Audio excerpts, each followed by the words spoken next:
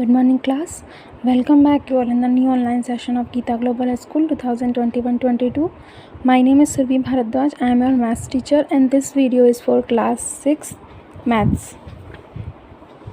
In our previous class, we have completed chapter number 3. So today we will start chapter number 4, which is basic geometrical ideas. So in this chapter, we will study about geometry. Basic geometry. Okay, so let's start. First of all, what is geometry? Geometry होता क्या है? Geometry जो word है वो English word है, but ये Greek language है, एक उस ग्रीक वर्ड से बना है. तो ग्रीक जो वर्ड था वो क्या था? इसका ग्रीक वर्ड था इसका जियोमेट्रन. ग्रीक वर्ड क्या था? जियोमेट्रन. और जिसमें जियो का मतलब था अर्थ और मैट्रन का मतलब था मेज़रमेंट. तो अर्थ को मेज़र करने के लिए या फिर अर्थ पे जितनी भी चीज़ें हैं उनको मेज़र करने के लिए जिस चीज़ की स्टडी की गई, जिस चीज़ के बारे में पढ़ा गया, उसे क्या बोलते हैं? ज्योमेट्री बोलते हैं. तो बेसिकली ज्योमेट्री किस लिए होती है? हमें मेज़रमेंट के लिए काम आती है. मेज़रमेंट हमें किस किस चीज़ में काम आता है? चाहे आप कुछ भी चीज़ बनवा रहे हैं, आप घर बनवा रहे हो, गार्डन बनवा रहे हो, इवन अपने कपड़े बनवा रहे हो, कुछ भी चीज़ आप बनवा रहे हो तो उसमें आपको ज्योमेट्री की ज़रूरत पड़ेगी. क्यों? क्योंकि आपको हर चीज़ का एक प्रॉपर मेजरमेंट लेना पड़ेगा. अगर आप कपड़े सिलवाने जा रहे हो तो वहाँ पे जो आपका टेलर होगा वो भी आपकी बॉडी का मेजरमेंट लेगा, उस अकॉर्डिंग कपड़े बनाएगा. तो हर चीज़ को बनाने के लिए मेजरमेंट ज़रूरी होता है. तो इस चीज़ के लिए किस चीज़ की पढ़ाई करते हैं हम लोग? ज्योमेट्री की. So let's start with our first point, which is point. Point क्या होता है? तो point क्या होता है? आपने कोई भी डॉट बना दिया, कोई भी आपने डॉट बना दिया, वो क्या होगा? हमारा पॉइंट. जैसे कि हमने ये डॉट बना दिया, इसका नाम दे दिया A. एक और डॉट बना दिया, इसका नाम दे दिया B. ये डॉट बना दिया C. ये डॉट बना दिया D. तो आपने जो डॉट बनाए हैं, इन डॉट को क्या बोलते हैं? पॉइंट्स बोलते हैं. चाहे आप किसी भी चीज़ की टिप से बनाओ, चाहे पेन से बनाओ, पेंसिल से बनाओ, किसी मार्कर से बनाओ, किसी भी चीज़ से. और इनको हम किससे डिनोट करते हैं? कैपिटल लेटर्स से. सो ये होता है हमारा पॉइंट. अब नेक्स्ट हमारा आता है लाइन सेगमेंट. लाइन सेगमेंट क्या होता है? लाइन सेगमेंट होता है कि दो डॉट्स को या फिर दो पॉइंट्स को जॉइन करने का, मिलाने का जो शॉर्टेस्ट रास्ता है वो क्या होगा? हमारा लाइन सेगमेंट होगा. ये हमारा डॉट A था, ये डॉट B था, इसे हमने मिला दिया तो ये पूरा क्या बन गया? लाइन सेगमेंट बन गया. तो हम लाइन सेगमेंट को किससे डिनोट करते हैं? जैसे A B नाम दे दिया, उसके ऊपर एक लाइन खींच देंगे. ये इससे हमने लाइन सेगमेंट को डिनोट कर दिया. जैसे एक और एग्जांपल देखते हैं. एक हमने लाइन यहाँ बना दी F और ये क्या बना दी? G. अब ये पॉइंट F है, ये पॉइंट G है, इसको हमने मिला दिया. शॉर्टेस्ट वे है तो ये F और G हमारा क्या हो गया? लाइन सेगमेंट हो गया. ये F और G क्या हो गया? Line segment. अब एक चीज़ इसमें जो इम्पोर्टेंट है, ध्यान रखने वाली चीज़ है कि जो लाइन सेगमेंट होता है उसे हम आगे नहीं बढ़ा सकते. क्यों? क्योंकि लाइन सेगमेंट बनता कैसे? दो पॉइंट्स के बीच में. दो पॉइंट हमने कोई भी बना दी, उन पॉइंट को मिलाना है हमें सिर्फ. तो जब पॉइंट ही बने हुए हैं तो उन पॉइंट को हम आगे कैसे बढ़ा सकते हैं? नहीं बढ़ा सकते. तो लाइन सेगमेंट को आगे नहीं बढ़ाया जा सकता. लाइन सेगमेंट्स की जो लेंथ होती है वो फिक्स होती है. नेक्स्ट आता है हमारा पॉइंट. जैसे इसमें देखिए लाइन सेगमेंट का ये सारे एग्जांपल दे रखे हैं. इस पॉइंट से इस पॉइंट तक ये पूरा लाइन सेगमेंट है, यहाँ से लेके यहाँ तक ये पूरा लाइन सेगमेंट है. तो ये सब क्या दे रखे हैं? लाइन सेगमेंट के एग्जांपल दे रखे हैं. शॉर्टेस्ट वे होता है कोई भी दो पॉइंट्स को मिलाने का, वो क्या होगा? आपका लाइन सेगमेंट. अब जैसे देखिए आपको ये एंगल दे रखा है, इसमें लाइन सेगमेंट कौन कौन से हैं? एक तो A और C है, एक A B है. ये दोनों लाइन सेगमेंट हैं क्योंकि दोनों तरफ पॉइंट लगा हुआ है, इन दोनों को हम आगे नहीं बढ़ा सकते. तो A B लाइन सेगमेंट है, A C लाइन सेगमेंट है. थर्ड इसमें हमारा पॉइंट आता है लाइन. लाइन क्या होता है? लाइन हमारा वो लाइन सेगमेंट होता है, लाइन हमारा वो लाइन सेगमेंट होता है जिसे हम दोनों तरफ बढ़ा सकते हैं. जैसे कि हमने इधर A लिख दिया, इधर B लिख दिया, इधर हमने एक लाइन खींच दी, तो हम इसको दोनों साइड आगे और बढ़ा सकते हैं. ज़रूर इसकी लेंथ कोई फिक्स नहीं होती, तो वो होता है हमारा लाइन सेगमेंट। तो इसे हम किससे रिप्रेजेंट करते हैं? एरो लगा के। क्यों? क्योंकि हमने जब लाइन सेगमेंट बनाए वो तो हमने डॉट लगा के फिक्स कर दिया कि इसका लेंथ इतनी है, तो लाइन जो होगी इसकी हम लेंथ आगे कितनी बढ़ा सकते हैं, तो इसकी लेंथ को हम एरो लगा के ये इंडिकेट कर देंगे कि दोनों तरफ आगे बढ़ सकती है। इस साइड एरो का मतलब है इस साइड भी बढ़ा सकते हो, इस साइड का मतलब है आप इस साइड भी बढ़ा सकते हो।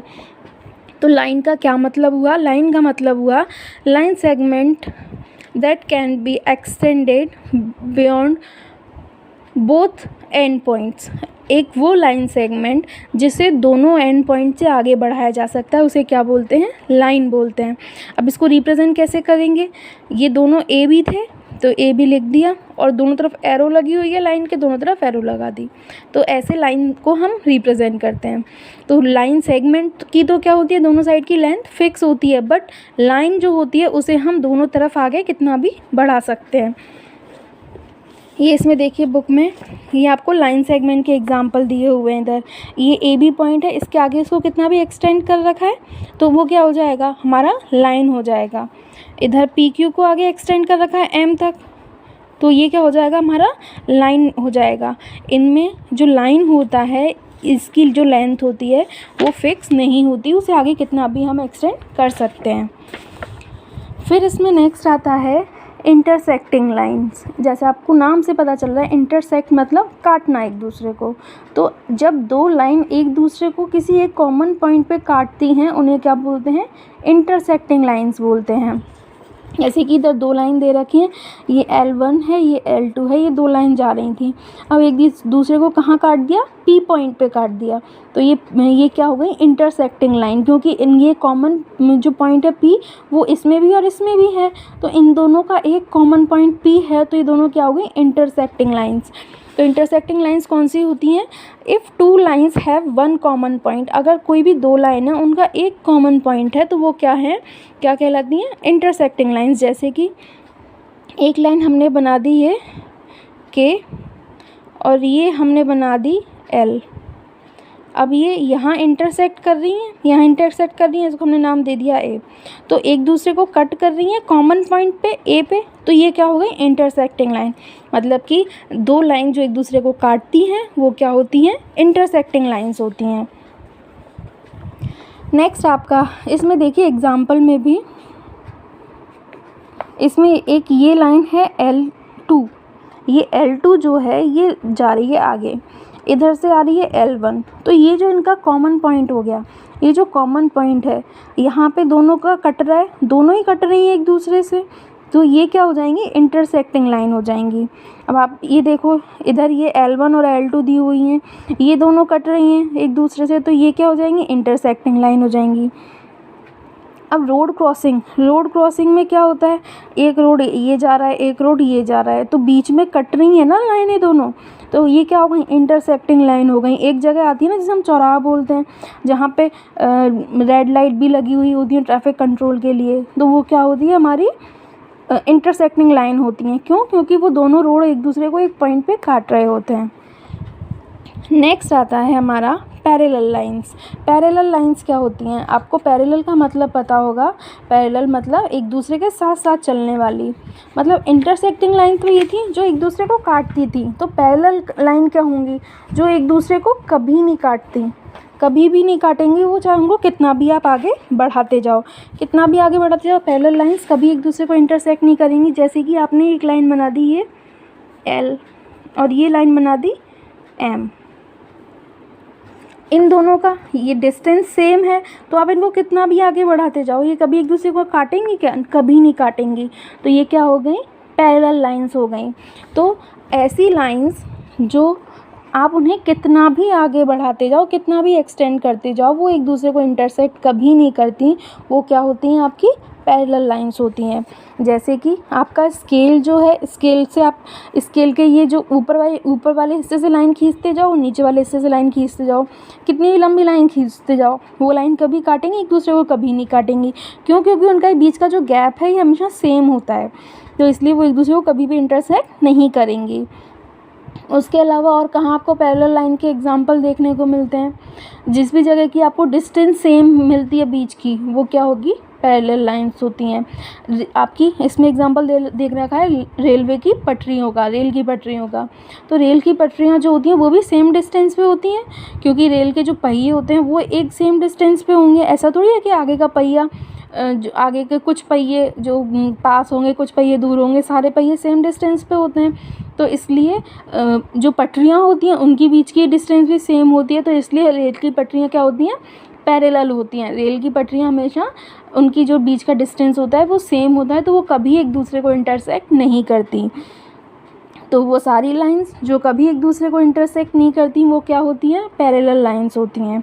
और इसका पैरेलल लाइन का एग्जांपल, जैसे कि आपका बेड बिछ रहा है घर में, तो उस बेड का एक हिस्सा जो है मतलब लंबाई में एक कॉर्नर से आप लाइन खींचो, फिर दूसरे कॉर्नर से लाइन खींचते जाओ, तो वो कभी एक दूसरे को इंटरसेक्ट करेंगे नहीं करेंगे। क्यों? क्योंकि बेड की लंबाई और चौड़ाई सेम ही तो होती है।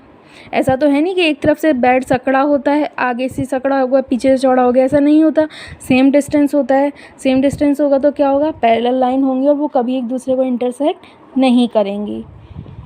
फिर हमारा आता है इसमें एक पॉइंट रे। रे क्या होती है? रे मतलब कि एक जैसे कि ये रे का स्टार्टिंग पॉइंट होता है, एक स्टार्टिंग पॉइंट है, वहाँ से जो आपका रे निकल रहा है, वहाँ से जो आपका लाइन सेगमेंट निकल रहा है उसे क्या बोलते हैं, रे। एक स्टार्टिंग पॉइंट से जो आपका एक लाइन सेगमेंट निकलता है जिसे आगे कितना भी एक्सटेंड कर सकते हैं उसे क्या बोलते हैं, रे। तो इससे हमें क्या पता चला कि ये हमारा स्टार्टिंग पॉइंट हो गया। इससे हमने आगे ये रे बढ़ा दी। अब आगे बढ़ रही है, कितना भी एक्सटेंड हो सकता है, तो एरो लगाएंगे। इधर हमने स्टार्टिंग पॉइंट को नाम दे दिया, इसे दे दिया हमने नाम बी। तो ये क्या बन गई, हमारी रे। तो रे में क्या हुआ, एक स्टार्टिंग पॉइंट हुआ और एक आगे उसका इंडिकेटर हुआ कि आगे वो कितना भी बढ़ सकता है। मतलब कि रे को सिर्फ एक ही डायरेक्शन में आप आगे बढ़ा सकते हो, दूसरे डायरेक्शन में नहीं बढ़ा सकते। अब यहाँ पे स्टार्टिंग पॉइंट है ए, तो हम इसके क्या इधर लेके जा सकते हैं, नहीं लेके जा सकते। हम सिर्फ बी की तरफ आगे बढ़ा सकते हैं इसे।